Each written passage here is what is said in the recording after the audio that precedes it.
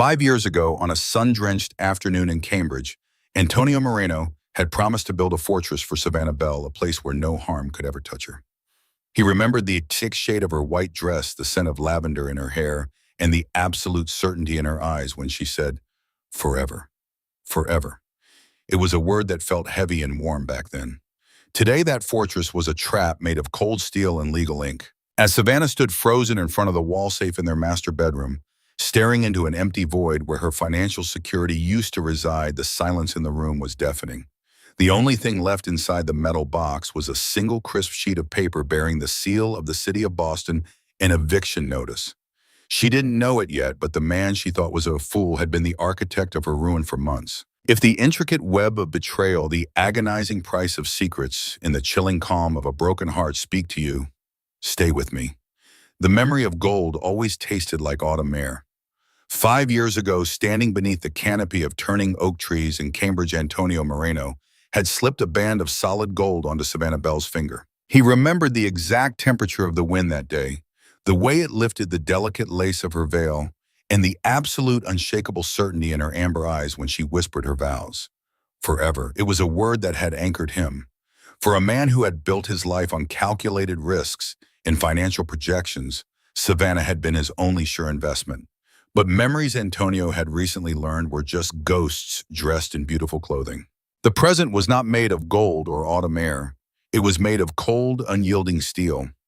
Antonio stood perfectly still in the shadowed hallway of their Back Bay townhouse, the thick Persian runner silencing his footsteps.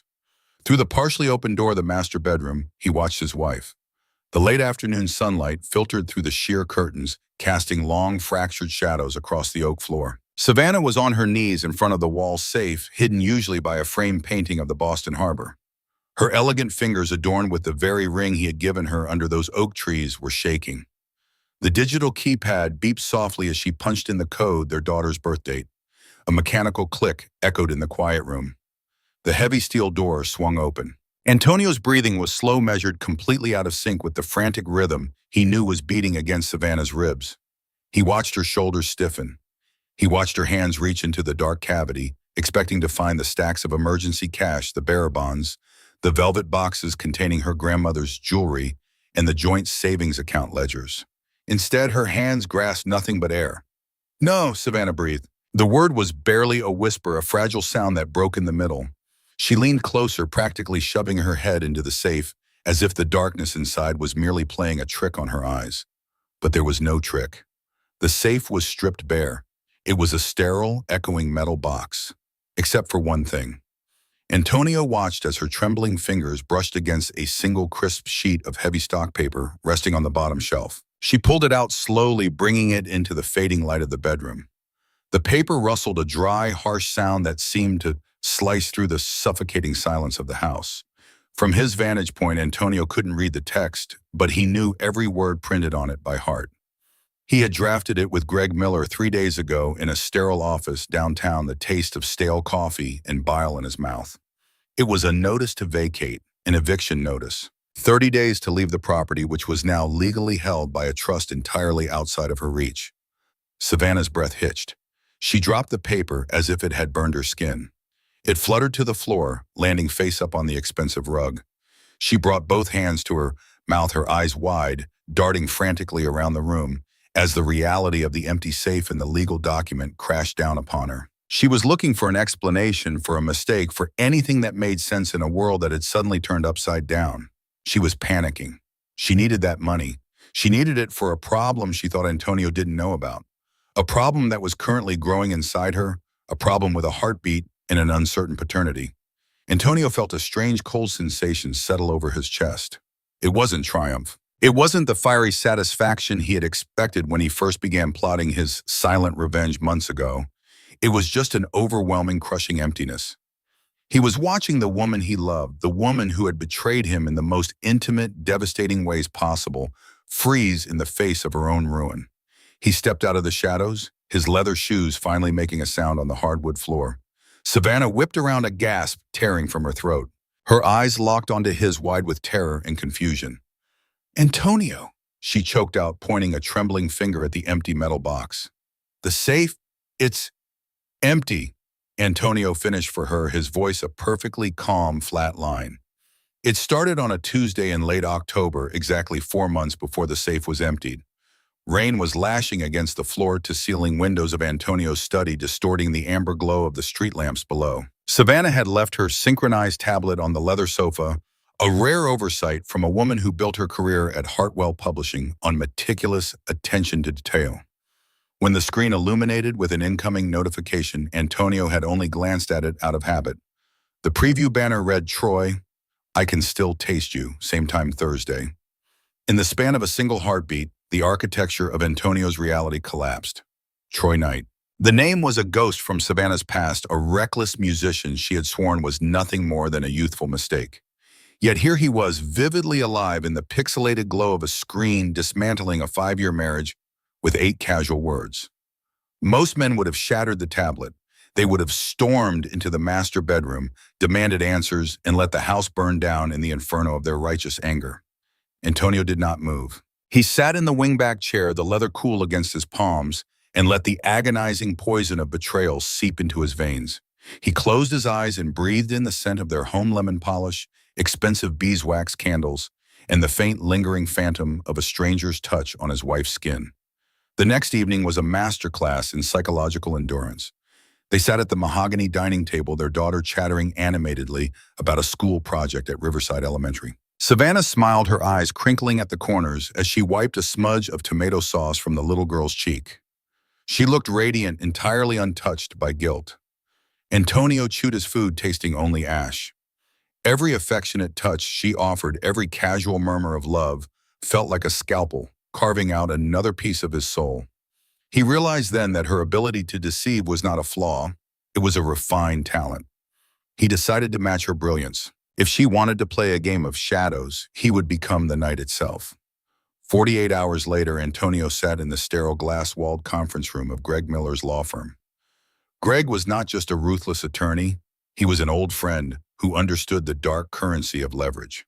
"You have the hotel receipts?" Greg asked, his voice low, devoid of any pity. Pity was for the weak, and Antonio had no intention of being weak. Antonio slid a thick manila folder across the polished table. The receipts, the digital communication logs, the timeline, everything. But infidelity isn't enough, Greg. In this state, a judge will still grant her half of what I've built, half of the assets I secured for my daughter. I will not let her fund a new life with that man using my money. Greg opened the folder, scanning the documents with predatory efficiency. It requires a quiet restructuring, the family trust loophole. We transfer the Back Bay property and the primary liquid assets into a closed irrevocable trust. You technically step down as the direct owner, making yourself a beneficiary alongside your child. By the time Savannah realizes the accounts are drying up, the ink will be dry and she won't have the legal standing to contest it. "Do it," Antonio commanded, his voice as hard as the marble floor beneath them. "Leave no trace until it is absolute." For months, Antonio lived a double life. By day, he was the devoted husband, the stable provider. By night, he was the architect of her ruin. He watched her sneak away to the Sunrise Cafe under the guise of late editorial meetings. He watched her check her phone with a guilty thrill. He endured the agonizing humiliation in absolute silence, trading his immediate pride for ultimate victory. The fortress he had once built to protect Savannah was systematically being reinforced to lock her out completely. The Sunrise Cafe smelled of roasted hazelnut damp wool and the dangerous illusion of innocence. Tucked away on a quiet corner in Cambridge, it was the sort of neighborhood spot where people read paperback novels and ignored the rain outside. For Savannah Bell, it was ground zero of her undoing. She often replayed that first accidental meeting in her mind, searching for the exact moment she should have walked away. It was 3 months ago. She had stopped in for a black coffee before heading to the Hartwell Publishing offices. Then she heard her name. Troy Knight had not changed. He still possessed the same reckless magnetic energy that had drawn her to him in her early 20s. He still wore his leather jacket like armor, and he still looked at her with a gaze that effortlessly stripped away her senior editor credentials, her expensive trench coat, and her heavy gold wedding band. He looked at her not as Antonio's wife, but as the girl who used to ride on the back of his motorcycle screaming into the wind. "Just one coffee, Sav," he had said that morning, his voice a familiar, raspy melody. "For old time's sake." One coffee became an hour of breathless conversation. The hour became a clandestine lunch 2 days later. The lunch dissolved into a suffocatingly quiet elevator ride at a boutique hotel downtown, where the air grew so thick with unspoken history that Savannah felt she was drowning. When his hand finally brushed the nape of her neck in the dimly lit hallway, the carefully constructed walls of her 5-year marriage simply evaporated. She told herself it was a temporary lapse, a ghost she needed to exorcise. But the affair quickly became a dark, vital artery in her otherwise predictable existence. Antonio was her foundation, safe-structured, brilliant, and deeply loving. But Troy was the storm she secretly craved. She became a master of the double life. She learned to wash the scent of Troy's sandalwood cologne from her skin before picking up her daughter from Riverside Elementary. She learned to look Antonio directly in the eyes over a glass of Cabernet and lie about late editorial meetings with a steady, unblinking gaze. She believed she was in total control. She believed the walls dividing her two lives were soundproof and indestructible. Until the Tuesday morning in the pristine, white-tiled executive bathroom at Hartwell Publishing. Savannah stood gripping the edge of the porcelain sink, the cold marble seeping into her palms. The ambient hum of the building's ventilation system sounded like a rushing waterfall in her ears. She stared blindly at her reflection in the mirror, at the dark circles bruising the skin under her amber eyes, at the perfectly applied lipstick that suddenly looked like a clown's mask. With a trembling finger, she unlocked her phone and opened her health tracking app. She scrolled back, counting the days. Then she counted them again. A heavy, leaden weight dropped into her stomach, a cold dread that paralyzed her lungs. She was 9 days late. Savannah squeezed her eyes shut, a wave of nausea washing over her that had nothing to do with breakfast. Her mind raced frantically, cross-referencing dates, hotel receipts, and nights spent in her own marital bed. The timeline was a blurred, overlapping nightmare. There was no clear division, no mathematical certainty to cling to. If she was pregnant, the child growing inside her could belong to the husband she was betraying or to the lover she was hiding. The abstract guilt of her affair had just mutated into a biological reality. The walls between her two lives had not just cracked, they had completely collapsed, and the debris was about to bury her alive. The second pink line materialized with the slow, deliberate cruelty of a judge handing down a life sentence. Savannah sat on the edge of the clawfoot bathtub in their Back Bay townhouse, the plastic wand feeling impossibly heavy in her trembling hand. Outside the frosted glass window, the Boston autumn was stripping the trees bare, but inside her veins the blood ran ice cold. She was pregnant. She dropped the test into the wastebasket, immediately burying it beneath a pile of damp tissues. Her hands shook violently as she grabbed her phone, opening her calendar app for the 100th time that week. The digital blocks of color offered no absolution. The window of conception was a jagged, unforgiving overlap of her two entirely separate lives. There was the weekend she had spent with Antonio, trying desperately to maintain the warm, loving facade of a devoted wife to assuage her own suffocating guilt. And then mere days later, there were the 2 stolen afternoons with Troy in the sterile quiet of a downtown hotel room, chasing the reckless ghost of her youth. There was no clear timeline, no mathematical certainty. The paternity of the child growing inside her was a labyrinth with no exit, and the walls were rapidly closing in. She pressed the heels of her hands into her eyes, swallowing the bitter wave of nausea that rose in her throat. She had to smile. She had to walk downstairs, pour a cup of coffee she could no longer stomach, and look her husband in the eye as if the world had not just fractured beneath her feet. Across the city in the muted wood-paneled elegance of Greg Miller's corner office, Antonio Moreno was engaged in a very different kind of mathematics. The mahogany desk was meticulously arranged with thick stacks of legal documents, property deeds, asset transfer forms, and the foundational paperwork for the irrevocable family trust.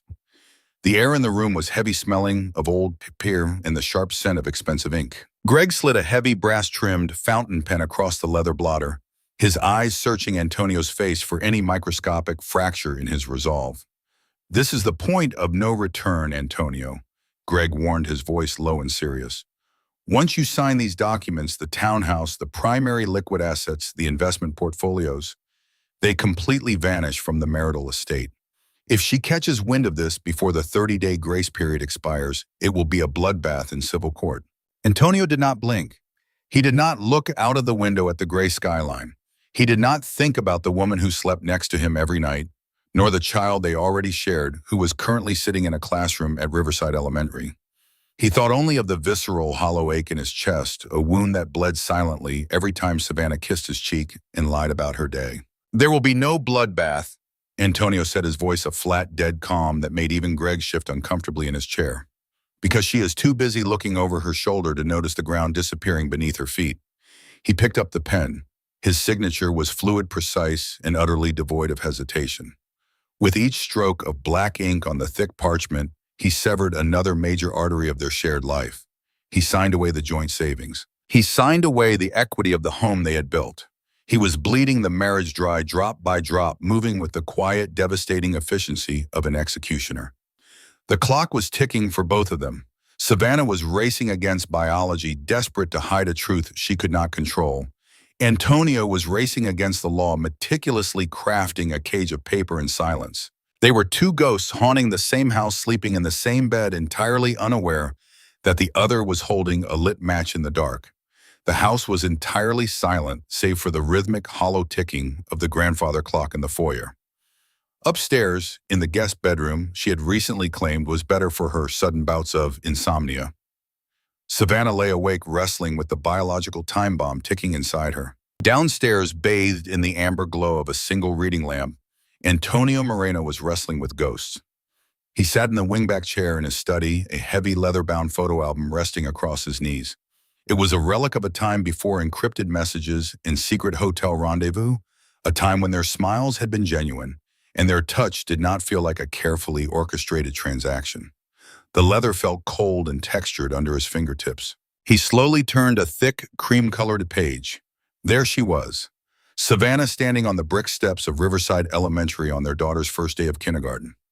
Her amber eyes were bright with unshed tears of pride, her dark hair blowing wildly in the autumn breeze. Antonio stared at the photograph, his gaze tracing the familiar curve of her jawline. She looked so achingly beautiful, so entirely devoted. It was a picture of a mother whose whole world seemed anchored to the little girl holding her hand. Another page turned. A family vacation to the Cape from 3 years ago. The three of them building a sandcastle, Antonio's arms wrapped securely around Savannah's waist, from behind his chin, resting comfortably on her shoulder. He remembered the smell of the salt air and the sound of her uninhibited laughter cutting through the crash of the waves. He remembered feeling like the luckiest man on the eastern seaboard. A sharp physical pain seized his chest, radiating outward until his fingers went numb. The air in the study suddenly felt too heavy to breathe. This was the woman he was about to obliterate. The paperwork was already filed with the city. The trust was fully established and heavily fortified. In less than 3 weeks, she would open the wall safe in their bedroom to find nothing but an eviction notice and the ashes of her financial security. He was going to strip the mother of his child of her home, her dignity, and her sanctuary, leaving her entirely exposed to the elements. Antonio closed his eyes, leaning his head back against the leather chair.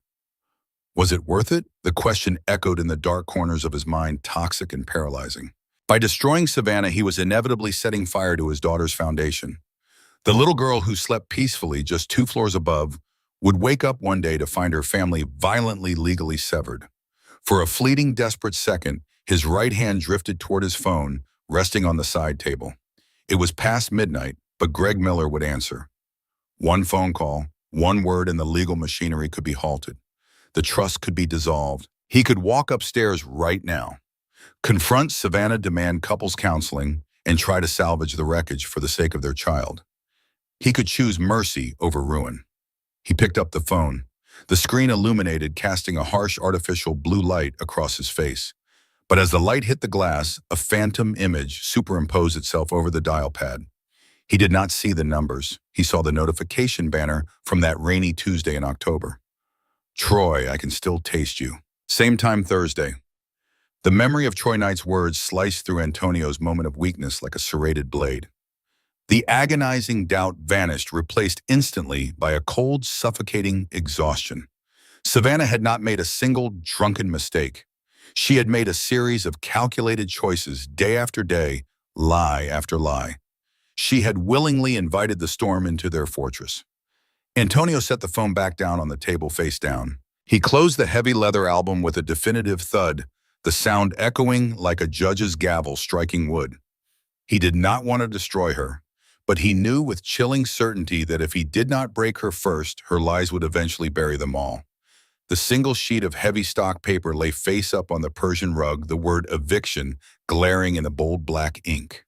Savannah stared at it, her chest heaving, as if the oxygen in the master bedroom had suddenly been vacuumed out. She looked up at Antonio, expecting to see the familiar warmth of her husband. Instead, she found a stranger carved from ice. "Empty," she echoed, her voice shrill, cracking at the edges. "Antonio, what are you talking about? Where are the bearer bonds? Where is the emergency fund? What is this notice?" Antonio did not raise his voice. He did not move toward her to offer comfort, nor did he back away. He simply walked over to the velvet armchair by the bay window and sat down, carefully adjusting the crease of his trousers. The fading afternoon light painted half of his face in shadow, giving him an ethereal, detached quality that terrified her far more than any violent outburst could have. The bonds were liquidated. Antonio set his tone as conversational as if they were discussing the weather. The joint accounts were legally separated and transferred into a closed, irrevocable trust for our daughter. The house was also moved into that trust. You are currently standing in a property you no longer own, Savannah. Hence the 30 days. "You can't do that," she gasped, scrambling to her feet. The desperate reality of her secret pregnancy clawed at her throat. She needed that money. She needed a way out, a way to handle the growing nightmare inside her without destroying her reputation at Hartwell Publishing. "That's illegal. I'm your wife." "You were," he corrected softly. He reached into the inside pocket of his tailored suit jacket and withdrew a neatly folded stack of papers. He did not throw them in her face. He simply placed them on the edge of the mahogany dresser, smoothing them out with the palm of his hand. Savannah took a hesitant step forward, her legs feeling like lead. She looked down at the top sheet. It was a printed photograph, grainy but undeniable. It was her and Troy Knight sitting at a corner table in the Sunrise Cafe, their hands intertwined over a pair of coffee cups. A cold sweat broke out across the back of her neck. "Turn the page," Antonio instructed, his voice hollow. With trembling fingers, she slid the photograph aside. Beneath it was a meticulous spreadsheet. It listed dates, times, and exact dollar amounts. Next to the spreadsheet were photocopies of receipts from a boutique and hotel downtown, and beneath that a printed screenshot of a text message dated 4 months prior. "Troy, I can still taste you. Same time Thursday." The room began to spin. The walls of her meticulously divided life were not just crumbling, they were collapsing directly onto her chest. 4 months, Antonio said, watching the blood drain completely from her face. "I have known for 4 months. I watched you kiss our daughter on the forehead and then take a cab to his hotel. I sat across from you at dinner while you complained about the heavy workload at the publishing house, knowing you were washing his scent off your skin in the guest bathroom." "Antonio, please," she whispered, tears finally spilling over her lashes, blurring the damning ink on the pages before her. It didn't mean anything. It was a mistake." "A mistake is forgetting to pay the electric bill," he replied, his gaze unwavering, devoid of any sympathy. "So, what you did was a masterclass in deception. You made a series of calculated choices day after day, and you smiled in my face while you did it." Savannah sank back onto the edge of the bed, her hands clutching her stomach, a subconscious gesture of protection for the secret he still didn't know. She had expected anger, she had prepared for a storm, but she was entirely unequipped for this absolute surgical dismantling of her life. The man she had thought was a predictable, safe fool had quietly, systematically erased her existence while she was busy looking the other way. Savannah's hands remained clamped over her stomach, a desperate, instinctual barricade against the ruins of her life. The silence in the master bedroom was no longer just heavy. It was a physical weight pressing down on her chest, threatening to crush her lungs. She looked at Antonio sitting immaculately in the velvet armchair, his face an impenetrable mask of stoicism. He had stripped her of her assets, her home, and her dignity with the terrifying precision of a surgeon. She had absolutely nothing left to bargain with, nothing except the terrifying truth growing inside her. The words clawed their way up her throat, tasting of copper and panic. "I didn't just need the money to leave Antonio," she whispered, her voice fracturing into a jagged sob. "I didn't want to leave you." He remained perfectly still, his dark eyes fixed on her trembling form. "Then why were you trying to empty the safe?" Savannah closed her eyes, the tears finally breaking free, carving hot, wet paths down her pale cheeks. The meticulously constructed walls of her double life had completely dissolved, leaving her entirely exposed to the freezing reality of her choices. Because I'm pregnant. The declaration hung in the air, a sharp, invisible blade suspended between them. For a fraction of a second, Antonio's mask slipped. A microscopic flicker of something raw and agonizing passed behind his eyes, a fleeting ghost of the man who had once dreamed of expanding their family, of giving their daughter a sibling. But Savannah wasn't finished. She couldn't stop the bleeding now. The infection had to be drained. And I don't know, she choked out, her hands gripping the fabric of her dress until her knuckles turned white. I don't know whose it is. She braced herself for the explosion. She squeezed her eyes shut, waiting for him to shatter the nearest lamp, to scream, to call her the name she knew she deserved. She waited for the violent, predictable reaction of a betrayed husband discovering the ultimate, irreversible violation of his marriage. But the explosion never came. Instead, Antonio simply closed his eyes and let out a long, slow breath. It was a sound of profound terminal exhaustion. When he opened his eyes again, the last remnants of the man who had loved her were entirely extinguished. The warmth, the lingering anger, the sharp edge of betrayal, it had all been consumed by a vast melancholic emptiness. I see, he said quietly. 2 syllables, 2 drops of freezing water in a desert of grief. Antonio, please say something, Savannah begged, sliding off the edge of the bed onto her knees, the eviction notice crumpling beneath her weight. Scream at me. Hate me, but please don't look at me like that. He stood up, adjusting the cuffs of his suit jacket with slow, deliberate movements. He looked down at her kneeling on the floor, not with hatred, but with the hollow pity one might reserve for a tragic stranger on the street. There is nothing left to hate, Savannah. Anger requires an investment of emotional capital I no longer possess for you. He walked past her, his footsteps entirely silent on the Persian rug. The air shifted as he moved, a cold draft replacing his presence. Pausing at the doorway, he did not turn to look back at the woman he had once sworn to protect forever. You have 30 days to vacate, he reminded her, his voice a ghost echoing in the corridor. I suggest you call Troy. Perhaps he can afford the prenatal care my trust will no longer be funding. The heavy oak door clicked shut with a soft, definitive thud, leaving Savannah entirely alone in the fading light, drowning in the silence of a marriage that had just drawn its final quiet breath. The rain that had been threatening Boston all afternoon finally broke as Savannah's cab pulled up to a faded brick apartment building in Somerville. She stood on the wet sidewalk, a single leather suitcase resting at her feet, the cold downpour instantly soaking through her expensive trench coat. This was Troy Knight's territory, a world of chipped paint, exposed fire escapes, in a chaotic freedom she had romanticized from the safe distance of her Back Bay townhouse. Now it was her only remaining shelter. She pressed the buzzer with a trembling, numb finger. When the heavy door finally clicked open, she dragged her suitcase up 3 flights of narrow stairs, her heart hammering a frantic, desperate rhythm against her ribs. Troy stood in the doorway of his apartment, wearing a faded band t-shirt and loose jeans, a half-empty beer bottle dangling from his fingers. The reckless magnetic energy that usually radiated from him seemed to falter as he took in her appearance. She was not the polished, untouchable senior editor, slipping away for a forbidden afternoon. She was a drenched, shivering woman with ruined makeup and a terrified gaze. Sav, what the hell happened to you? He asked, stepping aside to let her in. The apartment smelled of stale tobacco, old amplifiers, and cheap takeout, a jarring contrast to the lavender and lemon polish she had just lost. Antonio knows, she blurted out, the words tumbling from her lips in a panicked rush. He knows everything, Troy. He's known for months. Troy's jaw tightened.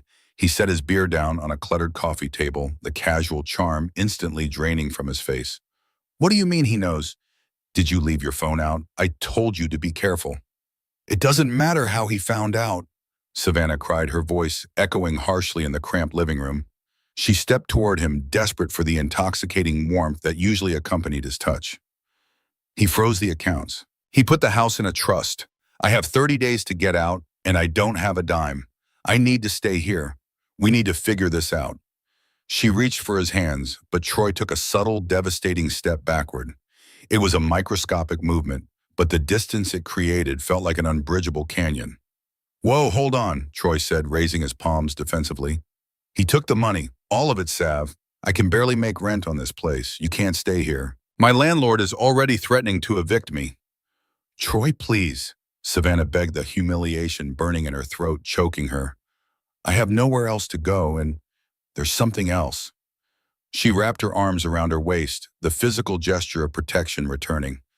I'm pregnant, and I don't know if it's his or if it's yours. The silence that followed was absolute. It was not the heavy, calculated silence of Antonio Moreno. It was the frantic, hollow silence of a coward realizing the bill for his entertainment had just arrived. Troy stared at her stomach as if it were a ticking bomb. The fantasy of the tragic, beautiful romance he had been playing out with a wealthy married woman violently shattered against the ugly, expensive reality of a complicated divorce and a potential child. Are you insane? Troy hissed, his voice dropping into a harsh, cruel register she had never heard before. A kid, Sab. I play gigs at dive bars on Tuesdays. I am not a father. I am definitely not raising some rich guy's bastard, and I'm not paying for a mistake. You said you loved me, she whispered, her voice breaking entirely. I said we had fun. He corrected, his eyes turning cold and dismissive. He walked over to the door and pulled it open, gesturing toward the dark, narrow stairwell. You need to go back and beg your husband for forgiveness, because you sure as hell aren't bringing this mess into my life. Savannah stood frozen, the realization crashing over her with the force of a physical blow. The storm she had craved had not saved her. It had simply washed away her foundation and left her entirely, utterly alone in the dark. The mediation room on the 42nd floor of the Sterling building felt less like a legal setting and more like an autopsy suite. The fluorescent lights overhead buzzed with a low clinical hum, casting harsh shadows across the polished mahogany table. Outside the floor-to-ceiling windows, Boston was wrapped in a thick, suffocating fog, entirely obscuring the skyline.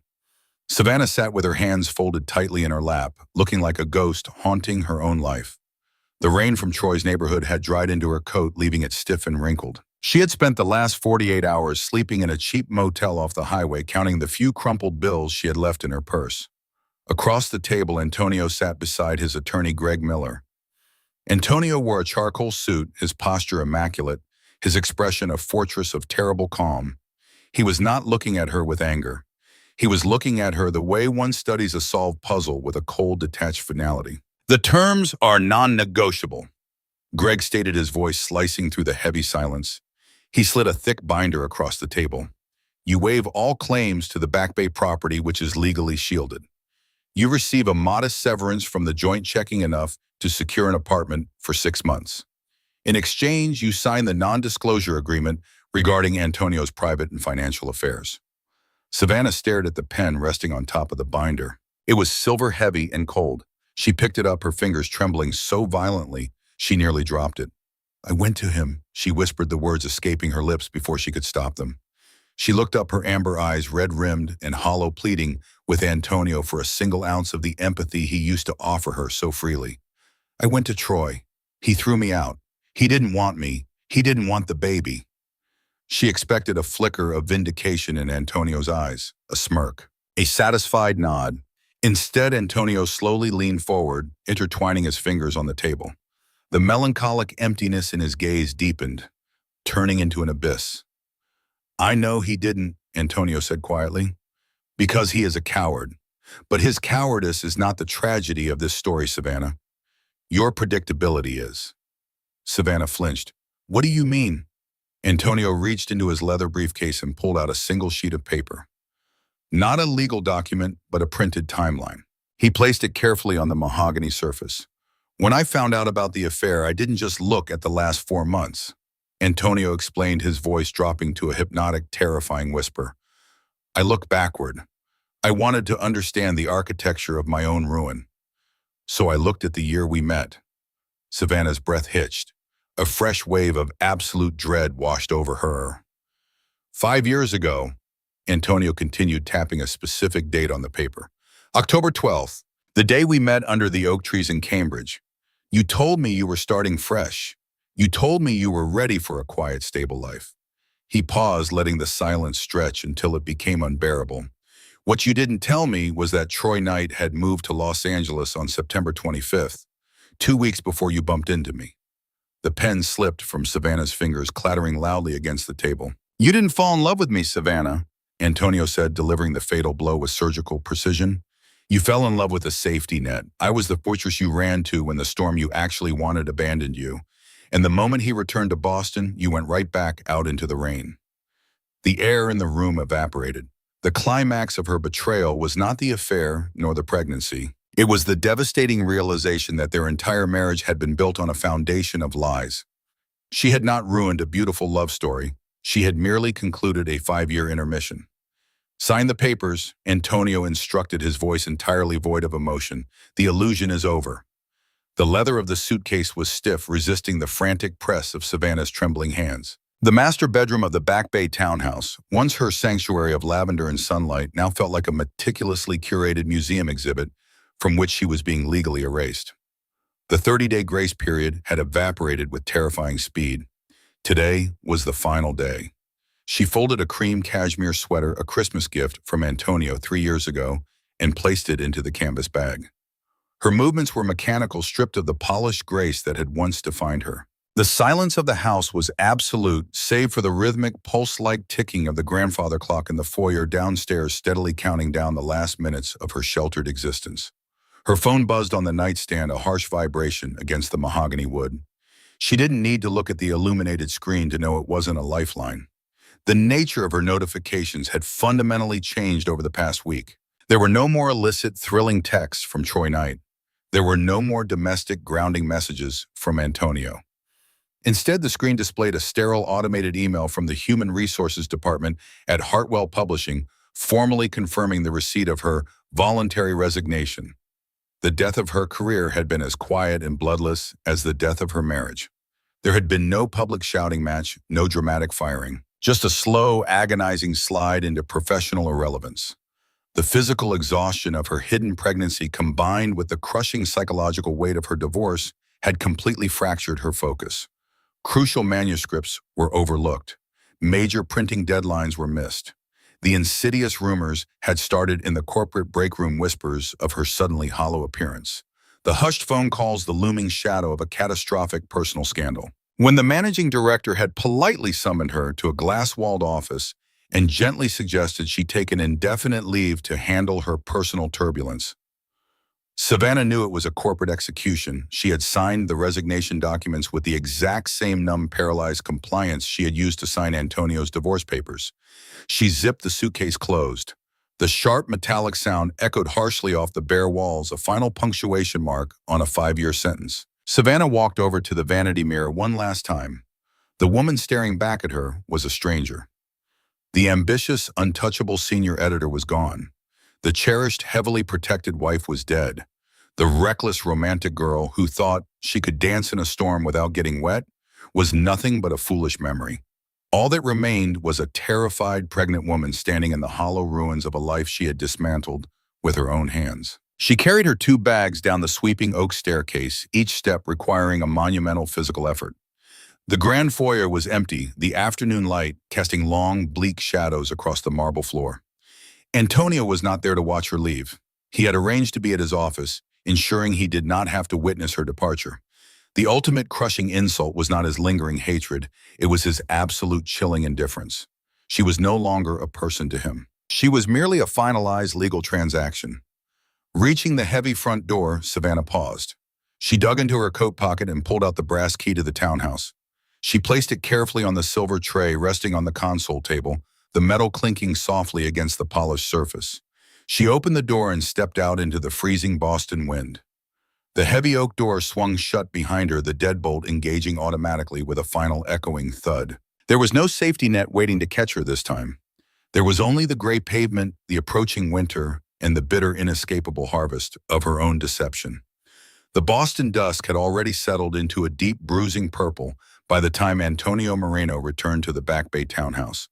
He turned his key in the lock, the heavy deadbolt sliding back with a definitive metallic thud that echoed into the cavernous foyer. He stepped over the threshold, the silence of the house instantly wrapping around him like a heavy, suffocating wool blanket. He did not turn on the crystal chandelier.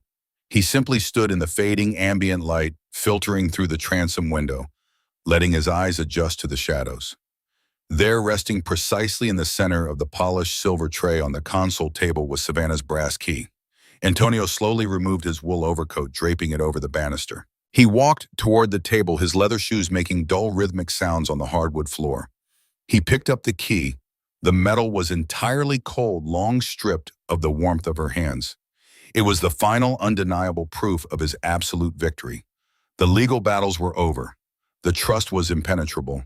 His daughter's financial future was fortified against any collateral damage. Savannah Bell was gone, legally and physically erased from the architecture of his life. He had executed the perfect bloodless retaliation. He had won every single battle. So why did the victory taste like ash in the back of his throat? Antonio walked into the adjacent study, moving through the dark like a ghost haunting his own property. He poured himself 2 fingers of amber bourbon from the crystal decanter on the side table. He did not drink it.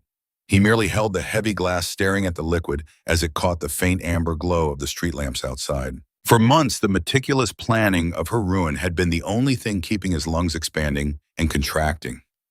The anger had been a structural beam holding up the collapsing ceiling of his reality. Every signature on a legal document with Greg Miller, every calculated transfer of funds, every night he had laid beside Savannah and pretended not to know about Troy Knight, it had all been fueled by a righteous burning necessity to balance the scale. But now the scales were tipped entirely in his favor, and the sheer weight of it was crushing his chest. He walked back out to the grand staircase, looking up into the darkened second floor. The scent of lavender and lemon polish still lingered faintly in the chilled air, a stubborn phantom refusing to vacate the premises. He realized with a sudden, agonizing clarity that his flawless revenge had not healed his broken heart. It had only cauterized the bleeding wound with fire, leaving behind thick, numb scar tissue. In destroying Savannah's sanctuary, he had turned his own home into a mausoleum. He had spent the last half-year operating with the exact same chilling deception and calculated cruelty that she had used to betray him. He had become the architect of a different kind of darkness. The man who had stood under the oak trees in Cambridge 5 years ago, offering his heart with absolute certainty, had been systematically dismantled, not just by his wife's infidelity, but by his own relentless pursuit of retribution. Antonio set the untouched glass of bourbon down on the console table next to the silver tray. He looked at the lone brass key one last time.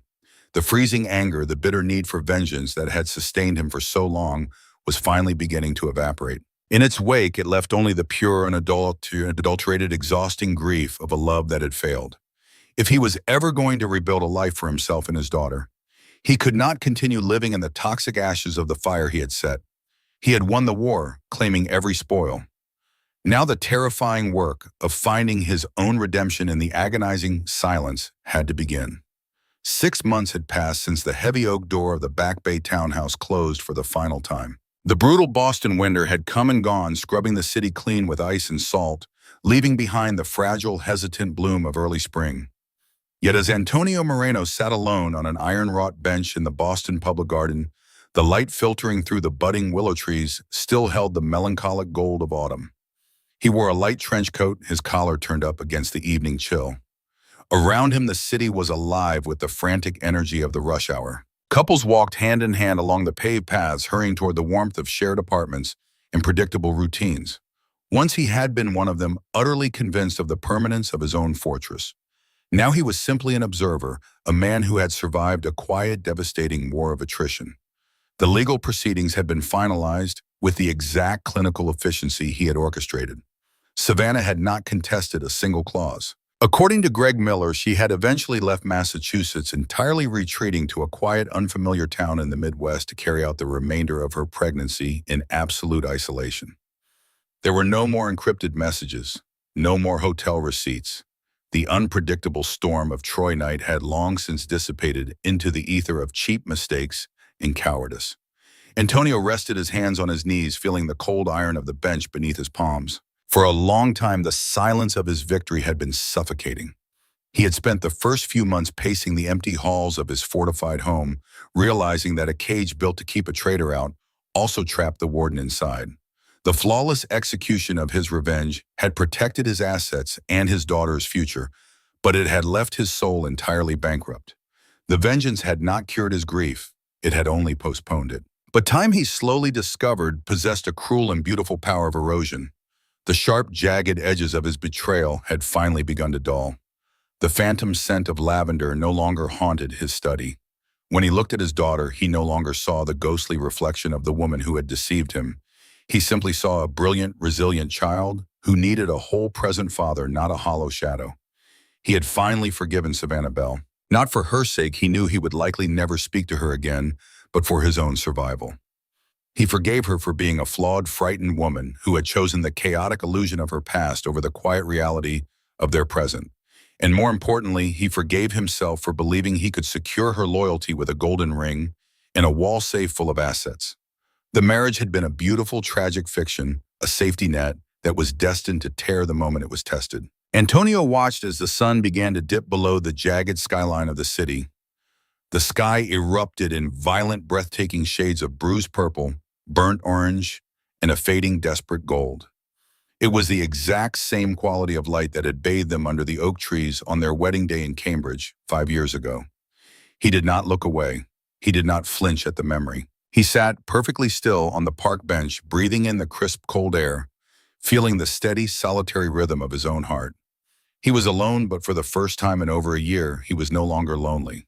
The fading light caught the empty space on his left hand, highlighting the pale band of skin where his wedding ring used to rest. A profound, bittersweet peace washed over him, settling deep into his bones. He watched the final sliver of the sun vanish beneath the horizon, embracing the quiet dusk that followed. The sunset is beautiful not because it lasts, but because it promises a morning we no longer have to share.